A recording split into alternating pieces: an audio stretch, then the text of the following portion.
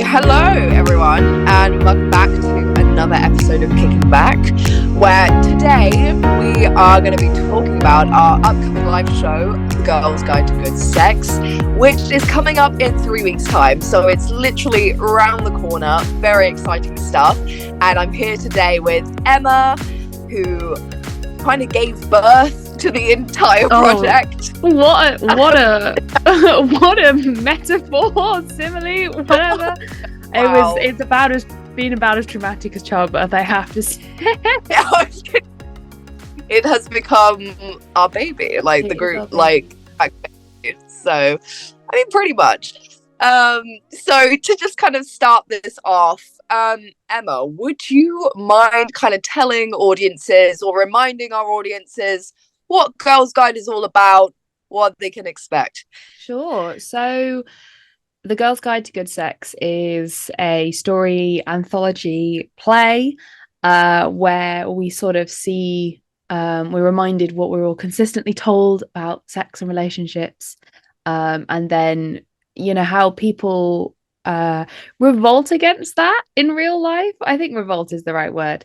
By being themselves and finding their own voices and finding their own opinions. It's not a show that kind of tells you what to think. It's more of a show that opens conversations about it, because we've got a lot of scenes of people chatting about sex and relationships and kind of all the intersectional issues that kind of come with that. And that's the aim of the show, is that you come along and you're like, oh, I want to talk to my friends about this now. I want to, talk to my family about this, or my partner, or whatever. That's the pitch. That's the pitch for the show. So now you've kind of introduced the show. How did the idea come to you in the first place? Because obviously, like I said before, the show is your baby. You birthed it. So talk a little bit about that. How did the idea come to you? What kind of made you think, I want to do this? I mean, a lot of it is like, being at university, everyone's at that period of time where they're just experimenting, with who they want to be in their life, outside of the bedroom, but a lot of the time with who they want to be inside of the bedroom. And I realized that I knew very little about anything, and couldn't really connect to a lot of conversations that were happening at parties or with friends or whatever. And so I got a bit obsessed and did a bit of a deep dive and into lots and lots of different things. And then it just hit me that these were all things that I shouldn't have had to be told myself.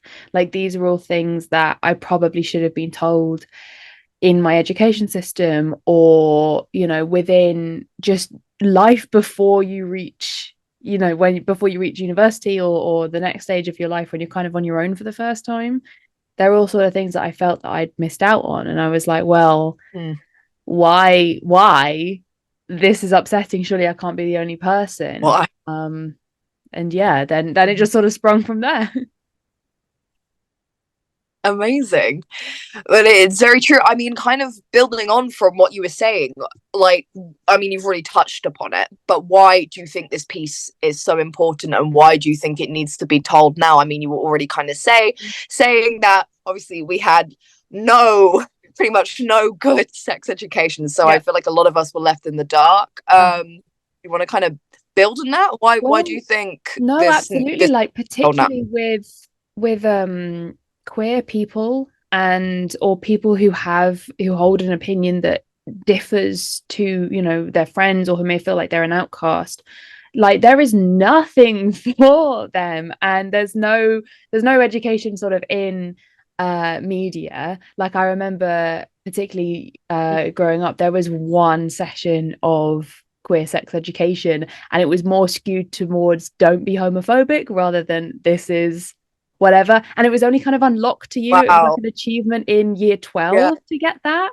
So it wasn't even... I was going to say, because I had no queer sex education whatsoever. There's just nothing.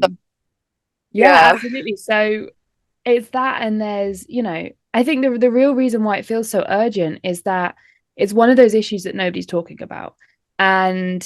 But if they are, it's kind of like an assumed fact, like the orgasm gap, for example. I can't remember the statistics, but women in heterosexual relationships are less likely to orgasm than their male counterparts, which is just insane, but it's just kind of like an assumed norm. And I Yeah. hate that. Like, there are so many different issues where you've got big headlines and stuff like that. But the most dangerous thing, and I think we're seeing it happening with climate change and other things, is that it becomes just like a rolling theme. And as soon as it becomes that, it enters normal, or whatever normal means. Yeah. And we have that with, the state of female and non-binary and queer sex education for ever and ever and ever. And it's just we're just trying our little best to help with that and help make everybody start like screaming about it again. Yeah, because it's always been such a taboo, hasn't it? Like at Oh my school, God, yeah. it's so strange. And I feel like it would have helped so much having just something Mm. instead of being just so confused all the time and having to rely on the internet and using stuff like that, which obviously a lot of the time it's just not accurate really. Like I mean, we touch upon it in the play, don't we, about fan fiction. Like I Oh a lot yeah. of the stuff was through fan fiction, which probably isn't the most reliable source, but that's what a lot of, I feel like, queer kids rely on. Yeah, um exactly. And I mean, I whatever your sexuality, like fan fiction is such a big part of people's upbringing. But in my head, it's you have like the people who read fan fiction and then you have the people who have sex. And I think in society, they're two different groups, or at least you see like two, there's like a divide within media. You have the nerdy kid and then you have like popular kid or whatever. And it's these like boxes that we put ourselves in. But most likely, you're going to read fan fiction and you're going to try and take something with that into the rest of your life. And so I think it's very important that it's a fan fiction scene. It's not like a TV or movie or book scene, which are more kind of other classic examples of kind of getting your sex education from there. The fact we specifically touch on fan fiction makes our show like a little bit different and shows that we're listening to our audiences and kind of not giving a voice to the voiceless, because that sounds like I'm very pretentious, but like yeah, we're finding the areas that might not have been expressed as much, and we're kind of yeah. giving to that. And I do feel like it's very kind of integrated within the queer experience as well, because obviously this Mm, yeah. is it is very queer. It's trying to talk about the queer experience surrounding sex, and I feel Mm, like that it's a very kind of explicitly queer experience, especially growing up. yeah. So No, well, yeah. because fan fiction's all about like writing your own ending and your own version and writing yourself into stories that you love to validate your own experience, which is a very academic take on fan fiction, but one that I think rings true for a lot of people. And so, Mm. it therefore is a very queer experience, because a lot of the media, a lot of the things that fan fiction is written about doesn't have that representation in it. And so, people want to write themselves into that narrative and have their feelings kind of confirmed by using characters that they love and that lots of people love. So I'm using they as if I'm not a member of the LGBT armada, right? But it's just a Yeah. common experience.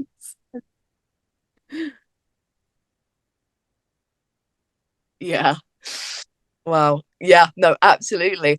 So I mean, kind of building on that, we had our first kind of rehearsal, didn't we? We did. The other week, which went Mm. very well. Mm. But it was an online one, and obviously this weekend we have our first in-person rehearsal. It's very exciting, haha, and to get into the room. So how have you found the rehearsal process so far? I mean, I guess we've only had one rehearsal, Mm. but I guess a lot of that has also been kind of Zoom meetings, kind of discussing things on Slack Yeah. as well. What have been kind of your pros and cons about the whole kind of process, and what are you most looking forward to this weekend? Um, I mean, I'm very much looking forward to actually being in a room with everybody else, because a lot of this show Yeah. relies on physical touch. Um, and having that not available to us or as readily available to us has been a challenge, shall we say, because we're all trying to navigate life outside of graduation as well, as doing this play, and the structures that we're used to, on how to timetable rehearsals and get everybody, like, they're just not available to us. So it's been a bit of a jump, which has been a con. I'm not gonna lie, my blood pressure is really taking the toll. But we've worked it out. We're all fine. We're all good. It's all good here at Kickback. And I'd rather learn these lessons now than have, to have an easy breezy ride of it and then not. They're good things to know. They're good things to know. But the pro is I just want to get in. I want to see what these scenes look like on their feet, because they are so funny, they're so touching, they're so beautifully written, like, and crafted. They're just fantastic pieces of writing, and we've talked at length about what they mean and what we can do with them and everything, and I just want to see how they land when they're on their feet. So that's going to be the most exciting thing. It's really just getting to laugh together at a lot of this stuff and getting to be in the room with it and feel it and all of that. Yeah, very excited for that. That's my top thing. Because when we did the read through the other week, you could already like feel the energy, and I was kind of like imagining in my head, be like, oh, I wonder what this is gonna be like in person. Like, so funny and entertaining just listening to it, but just imagining it in person. But there was something that's so like an experience and everything, and just so like, I love relearning. I mean, there are some scenes that I'm in that I'm just like, so I love relearning. I love the one as well. The one where I can't remember the name of it, but Heather wrote it, and the bathroom gate. That's it. You're probably... my god, the bathroom gate made me cackle so much. For listeners who may not, I think without spoilers, bathroom gate takes place immediately after sex with a heterosexual couple, and the man initially refuses to let the woman go to the toilet, which obviously you need to do if you have a vagina, or you need to just do after sex, right? And it's just hilarious. It's just so funny, because Heather puts on this incredible accent for the male character. I was just gonna say, her posh boy voice is the best thing I've ever. I don't want to give too many spoilers though for our listeners, because it's all very. We want you to come and see the show. We can't just do an audio description. Yeah, I feel like without context, this all sounds very bizarre, but to understand it, it just means that you guys are just gonna have to come see it, find out. I'm sorry. So, not our fault. So, kind of going off that, we were kind of talking about some of our favorite scenes and a favorite character that you're playing, or just kind of like a favorite character in the script. I mean, without giving away too many spoilers. Oh my god, that's such a tricky question. I have to. I'm gonna like ask it back to you as well, because I want to hear your opinion too on. Because it's a story anthology, we all multi-role like 50 odd different people. So we all have different. God, who's my favorite? Like, this is actually such a hard question. It's a very difficult question. Because I feel like I've got two different characters that I hold quite dear. Yeah. So it's like, well, this is a thing. It's the differentiation between who's your favorite like character to play, and then who do you like relate to the most, because I think that those two people are different. Yeah. Oh no, you're right though. I know. I've just made it a lot harder for both of us. Oh god.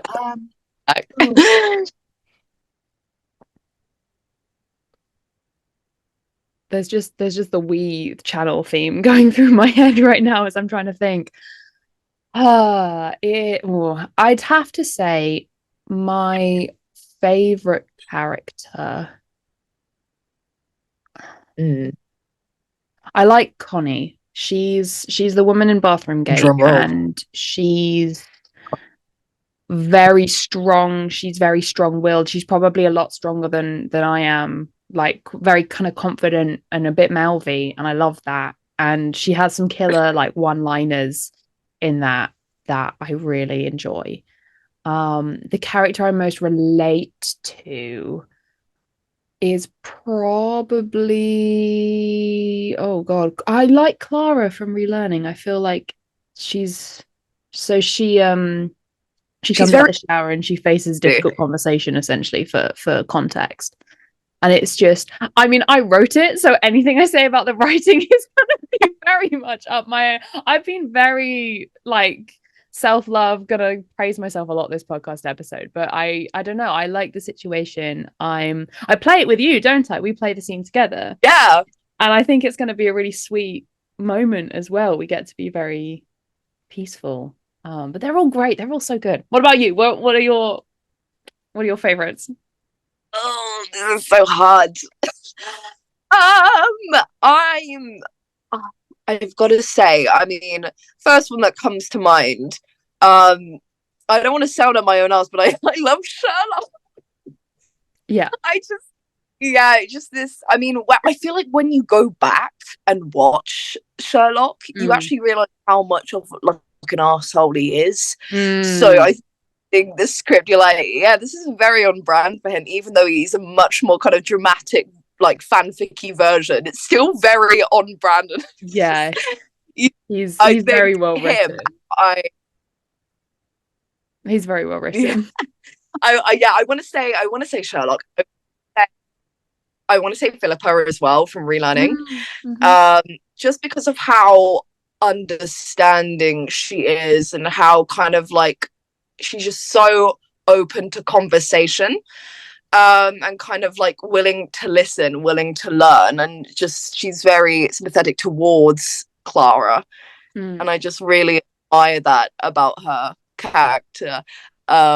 We encourage healthy communication here at Kickback. We do encourage healthy communication. Oh my god. Yeah, but they're all so great. They're all so different from each other. I think there's a lot of, I mean, it gives us the chance to show a lot of range as performers, but I think within the scenes you will find probably one or two characters over the course of the whole play that like you think would really get you or that you'd really get on. And they may not be in the scenes that you expect. So that character may be in a scene that you are very much unfamiliar with or would never encounter. But I think hopefully we show kind of just people block capitals, big bubble writing, you know, and just the beautiful complexities of it, of everything. That's kind of what we've tried to do, at least. Yeah, 100%. And I think that's what makes this piece so beautiful and so real, because I feel like everyone can kind of relate in some kind of shape or form, and can take something away, which is kind of well. So yeah, building on that, I guess, what do you hope audiences take away from the piece? I mean, we've already kind of discussed it a little bit, but what do you think is the kind of like key thing that you really, really hope audiences will kind of walk away from the show feeling or thinking? Yeah, I mean, we had a very early conversation about this, and our stage manager, Abby Morris, big up Abby Morris, basically boiled it down to one phrase, which was, there is no one experience of sex, or it was something along those lines. She did it very much more eloquently than I have done. But that is the thing. That's what we're trying to do, is that we're presenting a plethora of things, you know, based off real testimony from audience members who are very kind to give us their thoughts and views.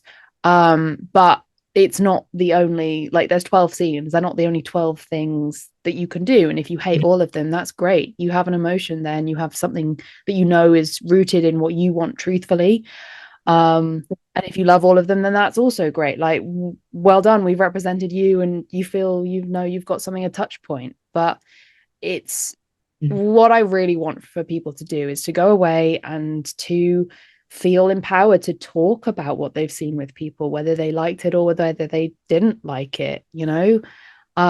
Because it's that talking, it's that communication. If we all talk to each other more about issues like this, I mean, bigger than sex, like money or politics or whatever, with the respect that we all deserve, then we can all understand everybody a little bit better, and we can all communicate a little bit better and all of that sort of stuff. But I think starting with sex, because it's so taboo, that's kind of what I want people to go away is I want them to go and talk to their friends about it, and talk to their families and their partners, importantly, if they have them, or any potential partners, however long-term or short-term they may be, right? Just talk, guys, like I do in this episode. But yeah, that's the big thing to take away is the empowerment to hold an opinion that is yours on this subject. That's like my bottom line, I think. Yeah, 100%. Wow, you summed that up beautifully. Thank you. So 5 reasons why people should come see the show. 5. Oh my god. 5. Okay, if I could bottle it down to just 5. Okay, reason number 1. It's got a good soundtrack. We're working on the sound design at the minute. It's going to be bangers, wall to wall. So come for the party. Reason number 2, we make fun of podcasts, and everyone loves everybody making fun of podcasts. So come to watch us rip the medium to shreds, in a fun and safe place. Reason number 3, literally Sherlock Holmes is there. I don't know what more you could want. We got a fanfic scene. We got all of that. Number 4. I'm not really saying very much about like why the show is good. I'm just saying things that we do in the show. Oh god, I had a really good point. Oh yeah, there's queer rep of all things, including Ace, and the characters. A lot of the times, the characters don't name themselves or refer to each other by name, so you can project your own relationship onto the different things. Like we know what we've written, but it's not as open, so you can you can see yourself in as much or as little as you want to. And number 5, it's you should come and see this show because it's important and it's necessary, even if you don't think it would be the type of show for you, if you don't think you've interacted with it. It's good to have an awareness and to have, come be empowered about sex, come be empowered about your body, come be empowered about being the gender that you are. Come get angry at the system with us, come have a good time. And yeah, it's only an hour too. That's a 6th reason. It's literally an hour out of your evening. So I mean, literally, come on guys, what are you waiting for? We're in it. And you've looked at us for the past 20 minutes. Why not just times that by 3 and we're there?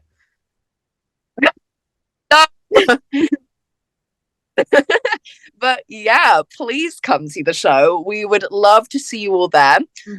Tickets are on sale right now. They are £12 on the old Joint Stock Theatre's website. So go and check that out. We've got it all over our social media page. You can check it out on Instagram, Facebook, TikTok. We've got some fantastic TikToks, I have to say. It's all down to you, but they're just so funny. Quality TikToks. Follow us at Kickback Theatre. We've already got 10 followers, so could you bump the numbers, please? But yeah, we would love to come see we would love for you to come see us. The show is showing in Birmingham from the 15th to the 19th of February. So perfect timing, right after Valentine's Day. So if you had a disappointing Valentine's Day, bring your partner to come learn. Exactly. So it all works out. But yeah, thank you so much for talking with me, Emma. It's been a blast. And yeah, keep an eye on our social media for more kind of content, more exciting announcements on the lead up to the show. And yeah, we will see you next time, fellow Kickbackies, and hopefully we'll see you at the show. We'll see you soon. See you later. Bye-bye. See you later.